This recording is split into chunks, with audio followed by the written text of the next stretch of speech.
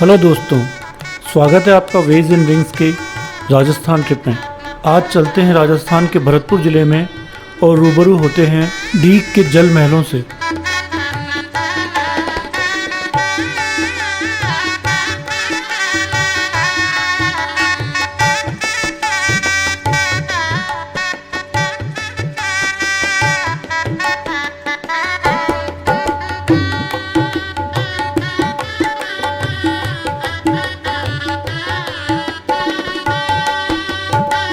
डीग भारत के golden tools triangle का हिस्सा तो नहीं है, लेकिन इसकी परिधि में ज़रूर आता है। डीग दिल्ली से 160 किलोमीटर, आगरा से 90 किलोमीटर और जयपुर से 215 किलोमीटर की दूरी पर है। नियरेस्ट रेलवे स्टेशन भरतपुर है, जो डीग से केवल 40 किलोमीटर की दूरी पर है। डीग के महलों को जल महल कहने के दो कारण हैं।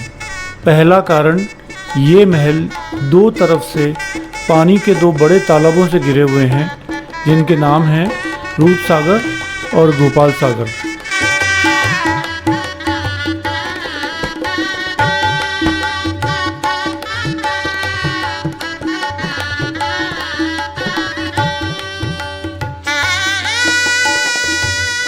दूसरा कारण, इन महलों में लगे हुए सैकड़ों फव्वारे। ये तालाब और फव्वारे राजस्थान की तपती धरती पर बने इन महलों को ठंडा रखते हैं। होली जैसे त्योहारों पर इन फव्वारों के पानी में रंग मिलाए जाते थे। रंग बिरंगे पानी के फव्वारों के साथ इन महलों की शोभा देखते ही बनती थी।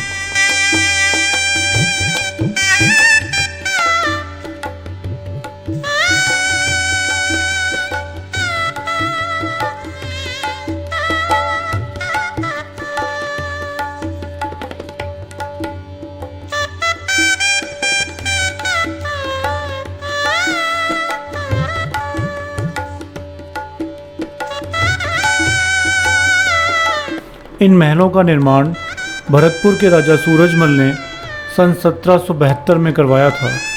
उस समय डीग भरतपुर राजवंश की राजधानी हुआ करती थी, जिसे बाद में भरतपुर शिफ्ट किया गया।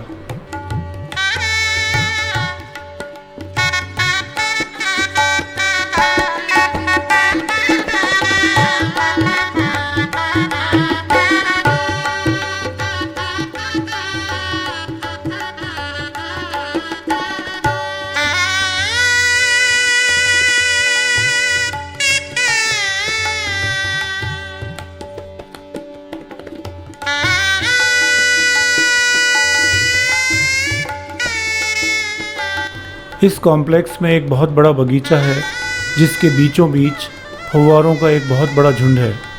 चारों तरफ सुंदर महल बने हुए हैं, जिनसे पानी की नहरें सेंट्रल पॉइंट तक आती हैं। इन सभी नहरों में बराबर दूरी पर फव्वारे लगे हुए हैं।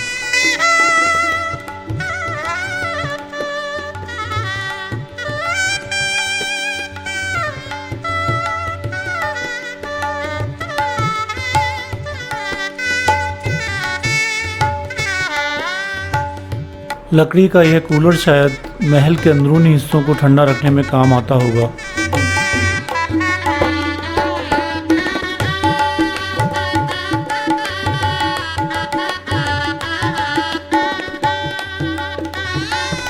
बगीचों और फव्वारों का आर्किटेक्चर मुग़ल शैली से प्रभावित है, लेकिन डीग के महलों का आर्किटेक्चर शुद्ध हिंदू आर्किटेक्चर है।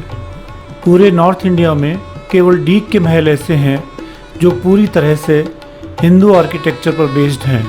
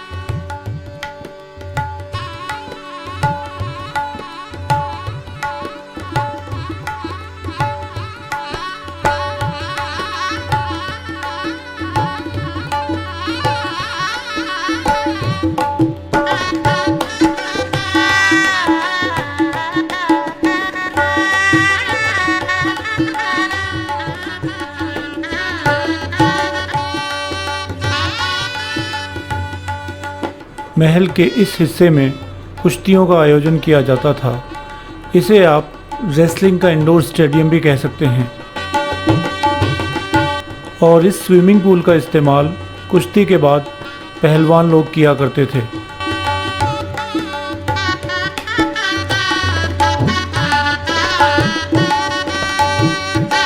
महलों को और ज़्यादा सिक्योरिटी देने के लिए तालाब के दूसरे किनारे पर एक मजबूत किले का निर्माण किया गया है। आइए आपको इस किले में लेकर चलते हैं।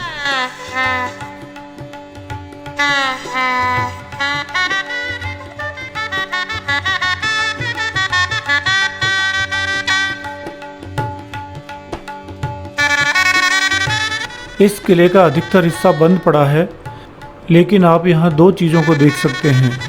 एक तो इस किले की मोटी दीवारें जिनके ऊपर घोड़े भी दौड़ सकते हैं, और दूसरी ये बड़ी तोप जो एक ऊंचे प्लेटफॉर्म पर रखी हुई है। यहाँ से डीग के महल, रूपसागर तालाब और डीग कस्बे का सुंदर दृश्य देखा जा सकता है।